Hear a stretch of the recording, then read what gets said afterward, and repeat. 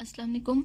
आज हम डिस्कस करेंगे पिट्यूटरी ग्लैंड और देखेंगे कि इसमें से कौन कौन से हार्मोन्स रिलीज़ होते हैं।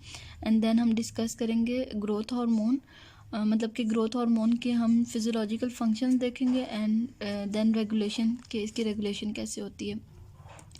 सबसे पहला जो है पिट्यूटरी ग्लैंड। पिट्यूटरी ग्लैंड की लोकेशन क्या है कि it is located in pituitary fossa, जिसको हम सेला टेसिका कहते हैं।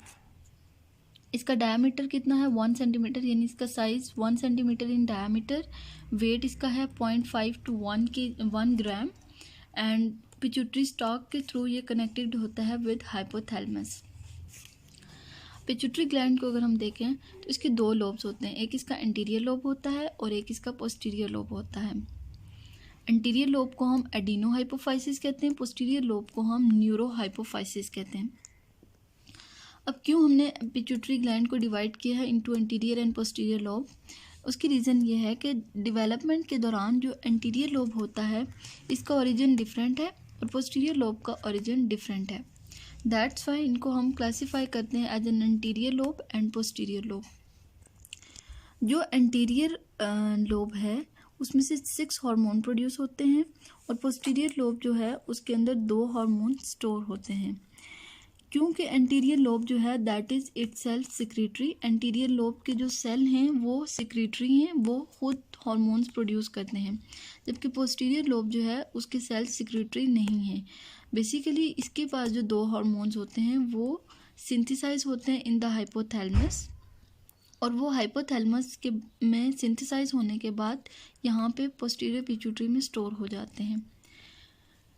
एंटीरियर लोब में से जो 6 हार्मोन रिलीज़ होते हैं उसमें सबसे फर्स्ट है ग्रोथ हार्मोन, और इसके जो ग्रोथ हार्मोन के जो सेल्स होते हैं उनको हम सोमेटोट्रॉप्स कहते हैं। देन सेकंड हार्मोन इज़ कोर्टिकोट्रोपिन, और third is prolactin, fourth is gonadotropin, जिसके अंदर 2 हार्मोन्स आ जाते हैं FSH एंड LH, और लास्ट हार्मोन जो है दैट इज़ TSH, यानी कि थायराइड स्टिमुलेटिंग हार्मोन। और जो पोस्टीरियर पिट्यूटरी है बेसिकली होता ये है कि हाइपोथैलेमस के अंदर सुप्रा ऑप्टिक एंड पैरावेंट्रिकुलर न्यूक्लियाई हैं, वहाँ पे सेल बॉडीज़ हैं, और वो सेल बॉडीज़ ये 2 hormone oxytocin and anti diuretic hormone वहाँ पे प्रोड्यूस होते हैं। देन वो हार्मोन जो होते हैं वो पोस्टीरियर पिट्यूटरी से थ्रू द एक्सोन्स मूव करते हैं फ्रॉम द हाइपोथैलेमस मूव करते हैं to the posterior pituitary by the pituitary stalk. तो वो पोस्टीरियर पिट्यूटरी में जो एक्सोन्स की एंडिंग्स होती हैं, टर्मिनल्स, वहाँ पे स्टोर हो जाते हैं।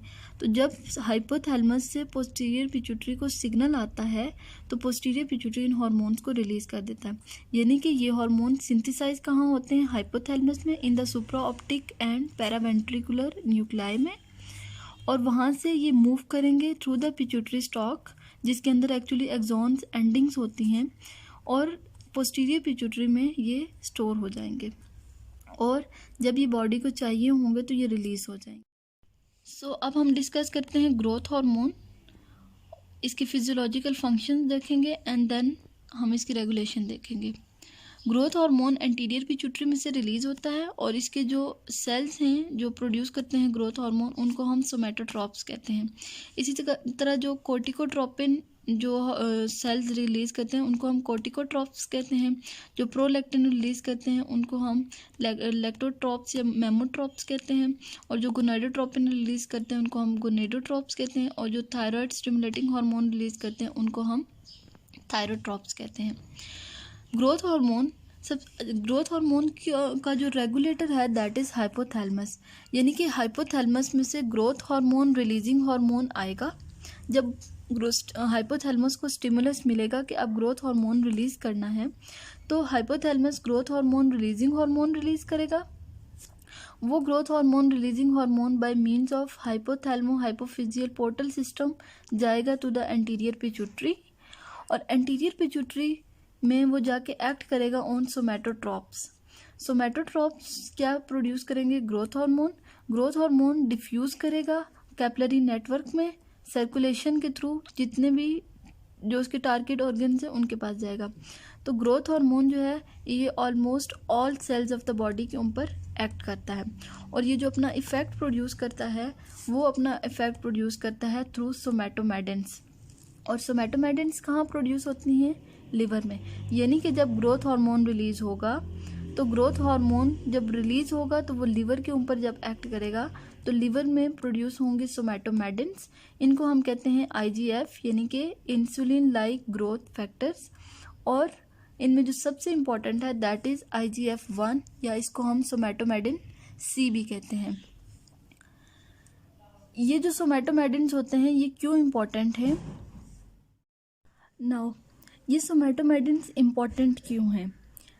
बेसिकली होता ये है कि जो ग्रोथ हार्मोन है इसकी हाफ लाइफ कम है, यानी इसकी हाफ लाइफ जो है दैट इज़ 20 मिनट्स, और जो सोमैटोमेडिन्स हैं इनकी हाफ लाइफ 20 आवर्स है। यानी कि ग्रोथ हार्मोन ब्लड के अंदर रहेगा फॉर 20 मिनट और सोमैटोमेडिन्स जो हैं ये ब्लड के अंदर रहेंगी फॉर 20 आवर्स। तो जब ये ज़्यादा देर तक ब्लड के अंदर रहेंगी तो ये जो सारे इफ़ेक्ट्स हैं ये कंटिन्यू रहेंगे, यानी कि जो प्रोटीन की डिपोजिशन जो है वो ज़्यादा होती रहेगी, मसल मास इंक्रीज़ होता रहेगा, फैट की मोबिलाइजेशन ज़्यादा होगी, कार्बोहाइड्रेट की यूटिलाइजेशन कम होगी, बोन की ग्रोथ ज़्यादा होगी। तो ये प्रोसेसेस जो हैं वो कंटिन्यू रहेंगे फॉर द लॉन्गर ड्यूरेशन। तो अब हम देखते हैं कि ग्रोथ हार्मोन के क्या क्या इफ़ेक्ट हैं। पहला इफ़ेक्ट ग्रोथ हार्मोन का क्या है कि ये प्रोटीन डिपोजिशन को ज़्यादा करता है। मतलब ये कि ये अमाइनो एसिड्स की अपटेक बाय द सेल ज़्यादा करेगा, यानी कि ब्लड से सेल के अंदर अमाइनो एसिड ज़्यादा होंगे। दूसरा काम क्या करेगा, न्यूक्लियस के ऊपर एक्ट करता है, जीन ट्रांसक्रिप्शन करवाता है ताकि प्रोटीन सिंथेसिस ज़्यादा करवाए। और तीसरा काम ये करता है कि प्रोटीन की डिग्रेडेशन या फिर कैटाबॉलिज्म को कम करता है। इस इफेक्ट को कहते हैं प्रोटीन स्पेरर इफेक्ट, यानी कि ये प्रोटीन्स को बचा के रखता है। तो ये क्या करता है कि इस तरह ये मसल मास, बॉडी का मसल मास जो है वो इंक्रीज़ होता है। दूसरा इफ़ेक्ट क्या है ग्रोथ हार्मोन का कि ये फैट की मोबिलाइजेशन करवाता है। सेकंड जो इफ़ेक्ट है ग्रोथ हार्मोन का दैट इज़ फैट मोबिलाइजेशन, यानी ग्रोथ हार्मोन क्या करेगा कि ये फैट की मोबिलाइजेशन को ज़्यादा कर देगा। फैट मोबिलाइजेशन ज़्यादा करने का मतलब क्या है कि ये एडिपोज टिश्यू में से फैट्स को मोबिलाइज करवाएगा और फैटी एसिड्स मूव करेंगे और ब्लड के अंदर आएंगे जब, तो फैटी एसिड का लेवल जो है वो ब्लड के अंदर ज़्यादा हो जाएगा। जब फैटी एसिड जो हैं वो किसके अंदर कन्वर्ट होते हैं, एसिटाइल को ए के अंदर कन्वर्ट होंगे, और एसिटाइल को ए हमें पता है it is a substrate of TCA cycle, और ये TCA में जाके क्या करेगा, एनर्जी प्रोडक्शन करवाएगा। अब इसका एक ड्रॉबैक ये आता है कि जब फैट की एक्सेसिव मोबिलाइजेशन होगी तो एक्सेसिव मेटाबॉलिज्म ऑफ फैट से कीटोन बॉडीज़ बनती हैं, और कीटोन बॉडीज़ जब बॉडी के अंदर ज़्यादा बनती हैं इट लीड टू कीटोसिस। और जो सेकेंड इफेक्ट आता है वो है फैटी लिवर। अब हमें पता है कि जो फैट का मेटाबॉलिज्म होता है वो कहाँ होता है, लिवर के अंदर। तो जब लिवर के अंदर फैट मेटाबोलाइज होंगे तो उससे हमारे पास क्या हो जाएगा, fatty liver. Decrease carbohydrate utilisation, जो ग्रोथ हार्मोन होता है ये सेलुलर अपटेक ऑफ ग्लूकोज को कम कर देता है, जिससे क्या होता है कि ब्लड के अंदर ग्लूकोज ज़्यादा होता है और सेल्स के अंदर जो है वो नहीं जाता। तो एज अ रिज़ल्ट क्या होता है, हाइपरग्लाइसीमिया, यानी कि ब्लड शुगर लेवल रेज हो जाता है, जिसकी इसी वजह से, क्योंकि growth hormone blood glucose level raise करता है, इसलिए ग्रोथ हार्मोन का डायबिटोजेनिक इफेक्ट है, क्योंकि ये हाइपरग्लाइसीमिया करता है। इसके बाद जो ग्रोथ हार्मोन एक और इफेक्ट है वो क्या कि ग्रोथ हार्मोन ग्लूकोनियोजेनेसिस करवाता है। ग्लूकोनियोजेनेसिस क्या होती है कि ग्लूकोज की सिंथेसिस करवाना from sources other than carbs, यानी कि कार्बोहाइड्रेट्स के अलावा दूसरे सोर्सेज से ग्लूकोज बनाना, फॉर एग्जांपल अमाइनो एसिड से या लिपिड से ग्लूकोज बनाना। तो that is known as gluconeogenesis. ये भी लिवर के अंदर होती है। तो लिवर के अंदर ग्लूकोनियोजेनेसिस ज़्यादा होगी, ग्लूकोज ज़्यादा बनेगा, और वो ग्लूकोज भी फिर कहाँ पे आएगा, ब्लड के अंदर आएगा, और अगेन उससे क्या होगा, हाइपरग्लाइसीमिया। और एक और इफेक्ट ग्रोथ हार्मोन का क्या है कि ये इंसुलिन रेजिस्टेंस करवाता है। मतलब ये कि जो इंसुलिन के रिसेप्टर्स होते हैं सेल के ऊपर, वो रिसेप्टर जो होते हैं उनकी सेंसिटिविटी कम हो जाती है। और उनकी सेंसिटिविटी क्यों कम हो जाती है कि जब ग्रोथ हार्मोन फैट की मोबिलाइजेशन करवाएगा तो फैटी एसिड जो है वो ब्लड के अंदर ज़्यादा होंगे। तो जब फैटी एसिड का लेवल एक नॉर्मल लेवल से ज़्यादा हो जाएगा ब्लड के अंदर, तो ये इंक्रीज्ड फैटी एसिड जो हैं ये रिसेप्टर्स की सेंसिटिविटी जो है उसको कम कर देते हैं, उसको डिक्रीज़ कर देते हैं। तो जिसकी वजह से इंसुलिन रेजिस्टेंस डेवलप हो जाती है।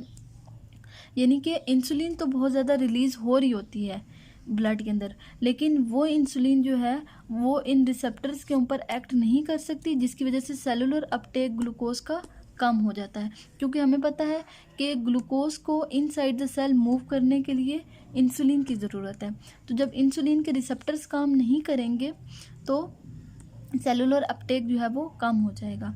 और यही कंडीशन होती है इन टाइप 2 डायबिटीज़ कि टाइप 2 डायबिटीज़ के अंदर जो रिसेप्टर्स होते हैं इंसुलिन रिसेप्टर्स, उनकी सेंसिटिविटी जो है वो कम हो जाती है, जिसकी वजह से हाइपरग्लाइसीमिया होता है। और इसी वजह से ग्रोथ हार्मोन को डायबिटोजेनिक भी कहा जाता है, क्योंकि ये हाइपरग्लाइसीमिया कॉज करता है। उसके बाद जो ग्रोथ हार्मोन का इफ़ेक्ट आता है वो ऑन बोन आता है। बोन के ऊपर ग्रोथ हार्मोन क्या करता है कि बोन्स की लेंथनिंग करवाता है। तो बोन्स कॉन्ड्रोसाइट्स की डेपोजिशन को ज़्यादा करता है, और वो कॉन्ड्रोसाइट्स जो होते हैं बाद में रिप्लेस हो जाते हैं विद ऑस्टियोजेनिक सेल्स या बोन सेल्स। तो एज अ रिजल्ट क्या होती है कि बोन की फॉर्मेशन ज़्यादा होती है। और मेम्ब्रेनस बोन के ऊपर क्या करता है कि ग्रोथ हार्मोन एक्ट करता है, और जब ग्रोथ हार्मोन मेम्ब्रेनस बोन्स के ऊपर एक्ट करता है तो वहाँ पे ओस्टियोब्लास्ट जो होते हैं उनको ज़्यादा मतलब उनका जो रेट होता है उसको या उनकी प्रोडक्शन को ज़्यादा कर देता है, और ओस्टियोक्लास्ट जो होते हैं उनको कम कर देता है। तो जो ओस्टियोब्लास्ट सेल्स होते हैं वो क्या करते हैं, वो न्यू बोन सेल फॉर्मेशन करवाते हैं, और जो ओस्टियोक्लास्ट होते हैं वो बोन की रिजॉर्प्शन करवाते हैं। तो ये बोन जो ग्रोथ हार्मोन होता है ये ओस्टियोब्लास्ट सेल जो होते हैं उनकी प्रोडक्शन को ज़्यादा करता है, ताकि बोन्स जो हैं उनकी थिकनिंग भी हो प्लस उनकी लेंथ भी ज़्यादा हो। अब हम देखेंगे रेगुलेशन कैसे होती है ग्रोथ हार्मोन की। सबसे पहले हम देखेंगे ग्रोथ हार्मोन के स्टिमुलेटर्स कौन से हैं। हाइपोग्लाइसीमिया, अगर शॉर्ट टर्म रेगुलेशन की बात करें तो हाइपोग्लाइसीमिया जो है वो मेजर स्टिमुलेटर है ग्रोथ हार्मोन का। मतलब ये कि जब ब्लड शुगर लेवल ड्रॉप होगा तो ग्रोथ हार्मोन की सिक्रीशन ज़्यादा होगी, क्योंकि हमें पता है कि ग्रोथ हार्मोन जो है वो हाइपर ग्लाइसीमिया कॉज करता है, यानी कि वो ब्लड शुगर लेवल को रेज़ करता है। तो जब ब्लड शुगर लेवल कम होगा तो ग्रोथ हार्मोन रिलीज़ हो जाएगा। दूसरा इफेक्ट है फैटी एसिड अगर कम हो जाएंगे, क्योंकि ग्रोथ हार्मोन फैटी एसिड के लेवल को ज़्यादा करता है। तो जब फैटी एसिड्स कम होंगे तब भी ग्रोथ हार्मोन की सिक्रीशन ज़्यादा होगी। एक्सरसाइज से ग्रोथ हार्मोन की सिक्रीशन ज़्यादा होती है। एक्साइटमेंट, ट्रॉमा, ग्रेलिन एक हार्मोन है जो कि स्टमक से रिलीज़ होता है बिफोर मील। तो और first 2 hours of deep sleep, जब हम डीप स्लीप लेते हैं तो फर्स्ट 2 आवर्स में ग्रोथ हार्मोन की सिक्रीशन जो है वो ज़्यादा होती है। अगर हम लॉन्ग टर्म रेगुलेशन की बात करें तो लॉन्ग टर्म रेगुलेशन में स्टारवेशन एक ऐसा केस है जिसके अंदर ग्रोथ हार्मोन की प्रोडक्शन बहुत ज़्यादा हो जाती है।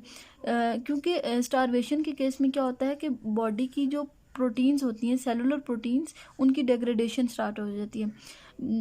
और अगर क्वाशियोरकर एक डिजीज़ है जिसके अंदर प्रोटीन डेफिशिएंसी होती है। बेसिकली ये होता है, हमें पता है कि सबसे पहले बॉडी के कार्ब्स यूटिलाइज होते हैं। जब कार्ब्स ख़त्म हो जाते हैं देन फैट्स की मोबिलाइजेशन होती है, फैट्स यूटिलाइज होते हैं फॉर द एनर्जी। और जब फैट्स भी यूटिलाइज होकर ख़त्म हो जाते हैं देन प्रोटीन की यूटिलाइजेशन होती है। जब बॉडी की प्रोटीन्स यूटिलाइज होना शुरू हो जाती हैं तो हमें पता है कि ग्रोथ हार्मोन प्रोटीन की कैटाबॉलिज्म को डिक्रीज़ करता है। तो जब एक्सेसिवली प्रोटीन डिग्रेड होना शुरू हो जाएंगी तो क्या होगा कि ग्रोथ हार्मोन की सिक्रीशन ज़्यादा होगी, ताकि प्रोटीन सिंथेसिस को इंक्रीज़ किया जाए और कैटाबॉलिज्म को कम किया जाए। तो अगर हमारे पास प्रोलॉन्ग्ड स्टारवेशन हो तो उसका कोई अगर फॉर एग्जांपल हम वो जो पेशेंट्स होंगे उनको अगर हम कार्ब्स देंगे तो उनका ग्रोथ हार्मोन का लेवल नॉर्मल नहीं होगा। क्यों? नॉर्मल ग्रोथ हार्मोन का जो लेवल होता है चिल्ड्रन के अंदर वो 6 नैनोग्राम पर मिलीलीटर होता है, और अडल्ट्स के अंदर जो है वो 3 नैनोग्राम पर मिलीलीटर होता है।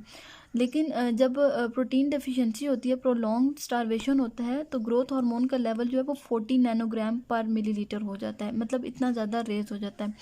तो अगर हम उन पेशेंट्स को अगर हम कार्ब्स देंगे तो उनका ग्रोथ हार्मोन का लेवल नॉर्मलाइज नहीं होगा, क्योंकि उसकी रीज़न ये है कि कार्ब्स से कभी भी बॉडी की प्रोटीन जो हैं वो सिंथेसाइज नहीं हो सकती। जब तक हम पेशेंट्स को प्रोटीन नहीं देंगे तब तक उनका जो प्रोटीन लॉस हुआ है, जो डिग्रेड हो गई हैं, वो दोबारा से रिस्टोर नहीं हो सकती, दोबारा से प्रोटीन नहीं बन सकती, मसल मैस नहीं बन सकता। तो ग्रोथ हार्मोन कार्ब्स देने से ग्रोथ हार्मोन का लेवल नॉर्मल नहीं होगा।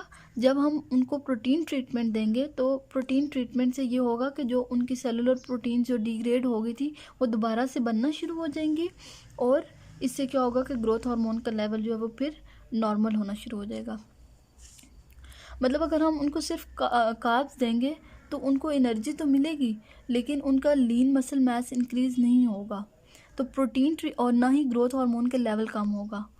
और ग्रोथ हार्मोन हमें पता है कि जब ग्रोथ हार्मोन बहुत ज़्यादा हो जाएगा तो वो कार्ब्स को भी एज अ एनर्जी यूज़ नहीं होने देगा। तो इस सिचुएशन में फिर पेशेंट रिकवर नहीं हो सकता। पेशेंट तभी रिकवर होगा जब हम उसे प्रोटीन ट्रीटमेंट देंगे, क्योंकि कार्ब्स देने का भी कोई फ़ायदा नहीं होगा, क्योंकि कार्ब्स से भी उससे एनर्जी नहीं मिलेगी, क्योंकि ग्रोथ हार्मोन का लेवल इतना एक्सीड हुआ है। और ग्रोथ हार्मोन हमें पता है क्या करता है, कार्ब्स को एज अ एनर्जी यूज़ नहीं होने देता, उनकी यूटिलाइजेशन को कम करता है। तो अगेन पेशेंट को कोई फ़ायदा नहीं होगा। तो हम उसे प्रोटीन ट्रीटमेंट देंगे, प्रोटीन ट्रीटमेंट से उसका एनर्जी जो प्रोटीन्स हैं वो बॉडी की प्रोटीन सिंथेसाइज होना शुरू हो जाएंगी, और ग्रोथ हार्मोन का लेवल जो है वो नॉर्मल हो जाएगा। अब हम देखते हैं कि ग्रोथ हार्मोन के इनहिबिटर्स कौन कौन से हैं। सोमैटोस्टैटिन एक हार्मोन है that is anti to the growth hormone के ऑपोजिट काम करता है। और दूसरा ये है कि जब हमारे पास ग्रोथ हार्मोन का लेवल ब्लड के अंदर ज़्यादा हो जाएगा तो फीडबैक इनहिबिशन के थ्रू भी ग्रोथ हार्मोन की प्रोडक्शन कम हो जाती है। और इसके अलावा जो इनहिबिटर्स हैं वो हाइपरग्लाइसीमिया, यानी कि अगर ब्लड शुगर लेवल रेज्ड है तो ग्रोथ हार्मोन रिलीज़ नहीं होगा, क्योंकि ग्रोथ हार्मोन भी यही काम करता है, हाइपरग्लाइसीमिया कॉज करता है। तो अगर ऑलरेडी हाइपरग्लाइसीमिया है तो ग्रोथ हार्मोन इनहिबिट हो जाएगा। इसी तरह अगर फैटी एसिड्स का लेवल ज़्यादा होगा तब भी ग्रोथ हार्मोन इनहिबिट होगा, क्योंकि ग्रोथ हार्मोन ने भी फैटी एसिड्स को ज़्यादा करना है। तो जब फैटी एसिड्स ज़्यादा हो जाएंगे तो ग्रोथ हार्मोन इनहिबिट हो जाएगा। ओबेसिटी में भी जो है वो ग्रोथ हार्मोन इनहिबिट हो जाता है, क्योंकि बॉडी के अंदर जो है वो फैट्स बहुत ज़्यादा होते हैं और फैट्स मोबिलाइज भी हो रहे होते हैं, ब्लड के अंदर भी फैटी एसिड्स होते हैं, इस वजह से ग्रोथ हार्मोन का लेवल जो है वो डिक्रीज़ हो जाता है। और विद एजिंग जैसे जैसे एज जो है वो बढ़ती जाती है तो आहिस्ता आहिस्ता जो बॉडी के एंडोक्राइन सिस्टम है वो वीक होता जाता है, यानी कि हार्मोनल सिक्रीशंस होती हैं वो विद टाइम कम होती जाती हैं। और सबसे इम्पॉर्टेंट चीज़ आती है एक्सोजिनस ग्रोथ हार्मोन। इसका मतलब ये है कि अगर हमारी बॉडी के अंदर नॉर्मल ग्रोथ हार्मोन प्रोड्यूस हो रहा है, लेकिन फिर भी अगर हम एक्सोजिनस यानी कि ग्रोथ हार्मोन का इंजेक्शन किसी बंदे को दे देंगे तो उसका क्या होगा, क्योंकि हमें पता है ग्रोथ हार्मोन की हाफ लाइफ बहुत शॉर्ट है, 20 मिनट्स है। आफ्टर 20 मिनट्स ये एक्सोजिनस ग्रोथ हार्मोन जो हम देंगे इसका इफेक्ट ख़त्म हो जाएगा। तो जब बॉडी को एक्सोजिनस कोई चीज़ मिलना शुरू हो जाए तो बॉडी के अंदर जो चीज़ सिंथेसाइज हो रही होगी, यानी कि जो एंडोजिनस जो हार्मोन प्रोड्यूस हो रहा है, ग्रोथ हार्मोन बॉडी के अंदर प्रोड्यूस हो रहा है, उसकी सिक्रीशन कम हो जाएगी। इसका ये एक बैड इफ़ेक्ट आ जाता है। इसीलिए जो एक्सोजिनस ग्रोथ हार्मोन्स होते हैं वो नॉर्मल इंडिविजुअल्स को नहीं देना चाहिए, सिर्फ उन इंडिविजुअल्स को देने चाहिए जिनके अंदर ग्रोथ हार्मोन डेफिशिएंट है या उसकी कंप्लीट एब्सेंस है। Thank you so much. और नेक्स्ट वीडियो के अंदर हम डिस्कस करेंगे अगर ग्रोथ हार्मोन की हाइपोसिक्रीशन हो तब क्या होता है और हाइपर सिक्रीशन हो तब क्या होता है।